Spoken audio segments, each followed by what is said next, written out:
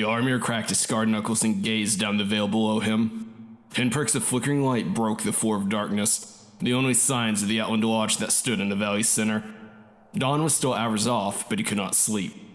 Like countless others at the Gatlington host that was assembled on the bluff, sleep did not come easily before battle. He nodded at Kelby, the young, spry man that dogged him ceaselessly, and meandered his way back towards his tent, speaking softly to the various soldiers that he encountered on his way. The camp was utterly dark to avoid detection, but the lion's keen eyesight, undiminished in his age, aided him in his travels. Though he wished for a bit of quiet before a battle, leisure time was something that did not come easily to a lion of his repute. Despite the hour, heads poked out of nearly every tent he passed, gazing admiringly at his impressive stature, asking small bits of advice or blessing, tossing playful banter and bits of encouragement, all the general demands of leadership, without the position. The group's leadership fell on Daichi, a young man, a boy really, and Gatlicta's firstborn. This was his first command and it showed. Jaromir passed the commander's tent and nodded, noting that the man acknowledged him quickly before looking away, as though quite busy. Sighing, Jaromir continued his patrol. Are you excited, Yari? A lynx purred. He felt rather than heard Asta materialize from the shadow and drop into step beside him. You should be asleep, sister. The lion growled, displeased with his younger sister's behavior. As always, this isn't one of your games, Asta. When are you going to take me seriously, Yari? He could feel Asta frowning beside him. I'm 25, you know. I? On the 7th, I recall. Jaromir paused, massaging his beard. And I'm 20 years your senior, Smarkand. Don't little one me, Asta hissed. I've killed a man with my fists. And I wish you'd stop that. It's dangerous to go about without a weapon, sister. You don't use one. I'm bigger than you. Kelby marched by Jaromir's side as the hosts made their way toward the Outland Lodge, dawn yet to break over the eastern horizon. Despite their stealth, the sound of boots crunching through ice filled the still morning air. Jaromir frowned. It seemed unlikely that the Outlanders would hear them at this distance, but he wanted to leave nothing to chance. Kelby yawned, and Jaromir started at the sudden noise by his side. I thought I told you to sleep. Kelby yawned again in answer, covering his mouth haphazardly with a mailed gauntlet. It's just hard to sleep before a fight. You know that better than I. It was true that he had trouble sleeping before battle. That much was known among all the soldiers of the Gatlington host. It was, however, for different reasons than the bloodlust they touted him for. I was thinking. The boy began with a half-stifled laugh. I was thinking I'd try fighting barehanded today. Jaromir frowned. He'd expected a childish quip, but he was going for the throat today. I was just thinking, since you do it so well. Kelby pressed, determined to get a rise out of the old lion. Aye, boy, that you should. Jaromir snarled through his teeth, turning to face the startled human. And I'll make sure your mother gets what's left of you. I was just... I know. Jaromir interrupted. But it's time you realize that war, this fighting, people die. And it might just as easily be you or me that does that dying. A piece of steel may be all that saves you today. The boy nodded, swallowing heavily.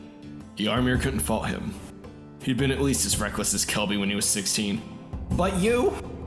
Jaromir smiled as a yell broke down the line, then another.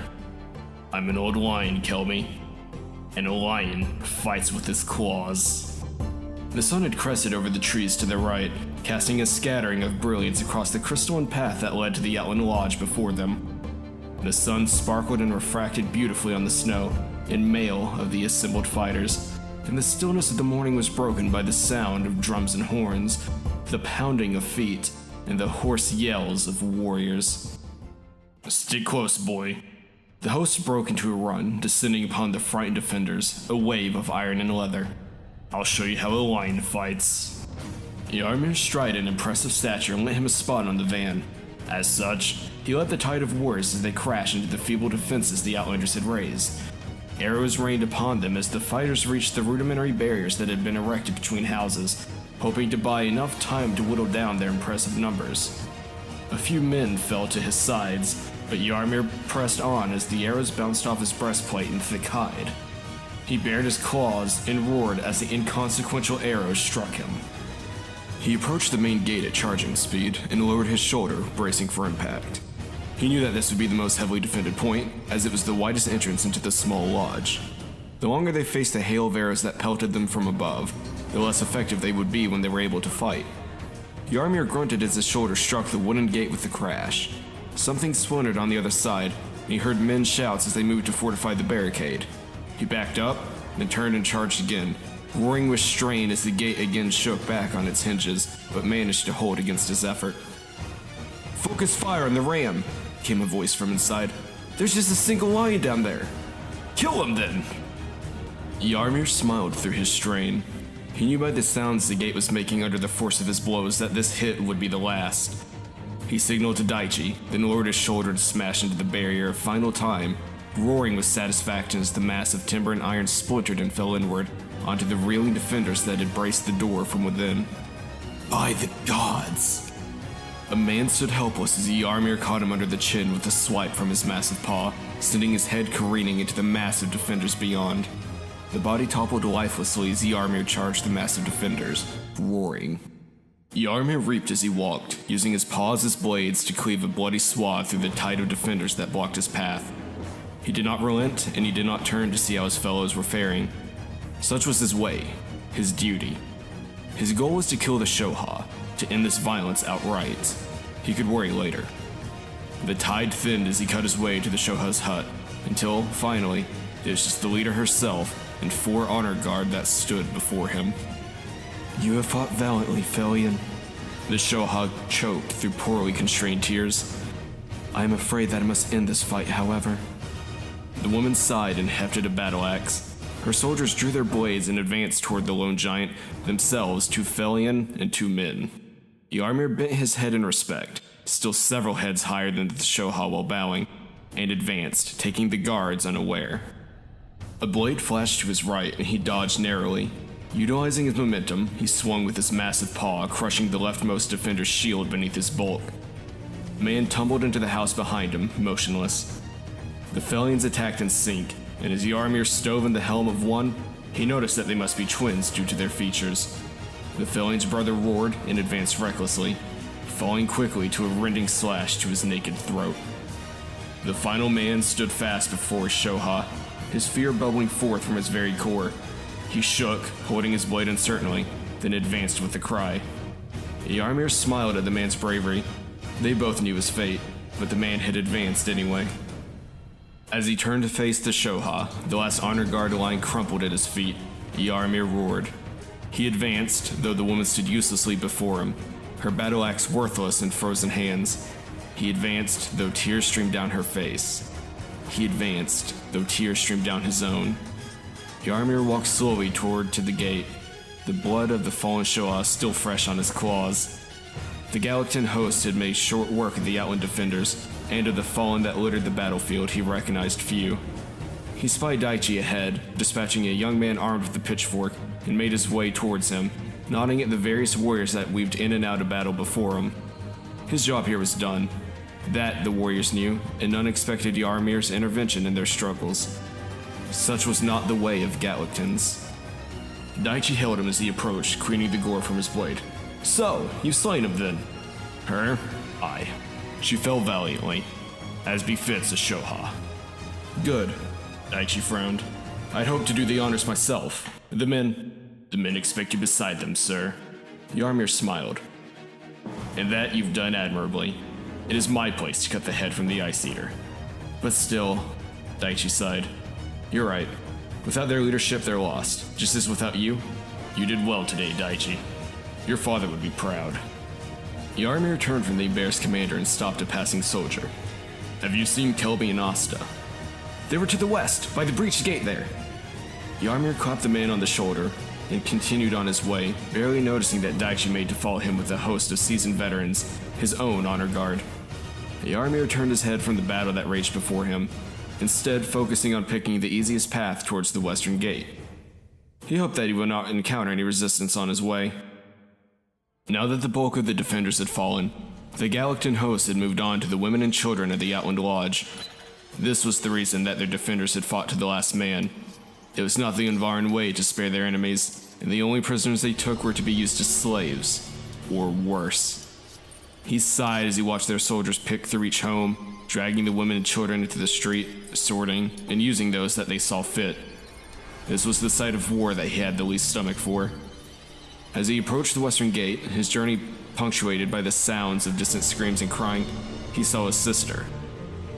The lynx stood by the entrance to a ruined hovel, the body of a woman at her feet, and a young boy in the hovel's entrance, a two-big sword fumblingly clutched between his unsteady hands.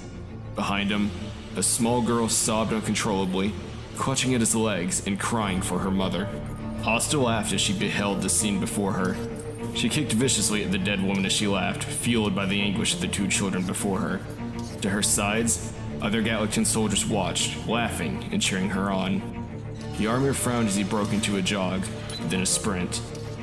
Asta was dead before Jaromir could reach her. She moved carelessly around the boy, who stood stricken with fear in front of his sister. She juked in and out of the range of his sword, poking here and there at him, cutting him a bit with her claws, then dodging out of range before he could hit her. She was toying with him, toying with her life. Jaromir was furious. Not only was Asta not using a weapon, she was behaving like a petulant child. Calm now, child, the lynx purred. Why don't you step away from that doorway so I can play with your little sister? I promise you will get along. I know I did with your mommy. The boy was crying, but he held his blade strongly in his trembling hands, warding away the fellion that danced in and out of his reach, looking for an opportunity to strike. The boy tripped and fell, his foot having caught on a bit of rubble. As he fell, his blade plunged forward, and Asta, caught unawares and without a weapon of her own to shield herself, caught the sword's point below her left breast. With a single cry, Asta crumpled to the earth, bringing the boy's sword with her. Silence. The Galactan warriors watched the lynx fall. The boy regained his feet and looked round him, bewildered, then at the fellion that now lay slain at his feet. He did not have time to look up as Jaromir reached him, cleaving him nearly in twain with a single swipe. He shook his head sadly. He had not wished this on his sister. He had not wished to kill the boy, but he had slain a Galactan soldier. He had slain Asta. A swift death was the best that he could offer him. Soini! The girl cried, falling to his side as the boy crumpled to the earth, his face unrecognizable beneath the outpouring blood. She sobbed as the silent warriors watched on, unsure and terrified as to what the great fellion would do. The laws were clear. This was an enemy. Whether she was a child or not, Asta had died. Asta! Kelby pushed past the Galactan soldiers that had formed around the scene and up to Yaromir's side. I'm sorry, Jaromir. I didn't... It's not your fault, Kelby. Jaromir sighed and massaged the bridge of his nose. Kelby nodded and approached the prostrate fellion, then shook his own head and pulled the blade from beneath her. It's a shame. A damn shame. He looked at the blade now in his hand, the blade that had felled Asta. Jaromir. I? Do you... Kelby paused. Do you want this? No. I'd rather be done with it. Kelby nodded, then stood by Yaromir's side, blade in hand. He motioned at the sobbing girl before them with the point of her brother's blade. Jaromir shook his head. There's been enough blood this day. Kelby frowned. That's not the way... There's been enough blood, Kelby. Kelby shuffled his feet. Finish this farce and let's be done with this, Jaromir. Daichi approached now from behind with his honor guard. The girl must die. You know this as well as I. Kelby looked expectantly at Jaromir, who did not move. He glanced at Daichi with a frown. The commander nodded sadly. Kelby took a step forward, then swung the felling blade downward, the blade poised to slay two sisters that day. With an almost imperceptible movement, Jaromir darted out his paw and, catching the blade in his massive palm, crushed the sword to splinters. Turning to look at Kelby with fury in his eyes, he snarled, There has been enough blood today. Kelby backed away, swallowing heavily, suddenly fearful for his life. He looked at Daichi uncertainly, and found the young commander as aghast as he felt himself to be. Jaromir! Daichi was beside himself as he strode forward. I'm giving you a direct order! Jaromir dropped the shattered remnants of the sword and ignored the young commander as he bent toward the hysterical girl, his eyes never leaving hers. What is your name, Smarkand? The girl's tears stopped at the evident compassion in the fellion's voice. Though the lion had killed her brother, she could sense his intentions, and could see that he meant her no harm. What? Well, yeah... She stammered, wiping her eyes with her small arm. Lily? The lion questioned. The girl seemed to ponder for a moment, as though thinking through the consequences of correcting him, then nodded with a shy smile. Lily. She managed to squeak out. Jaromir smiled back at her. Lily is a beautiful name, Smarkand. My name is Jaromir. He offered the girl his arm, and as she hesitated, smiled again at her. Again, weighing the options, the girl eventually approached the lion, gasping as she was scooped into his arms. Jaromir turned toward the still-stunned Kelby and, nodding, made his way past. Daichi stammeringly repeated his question to the retreating lion. You must kill the girl, Jaromir! You know the consequences of insubordination! Never again. Bury the boy and his mother with my sister.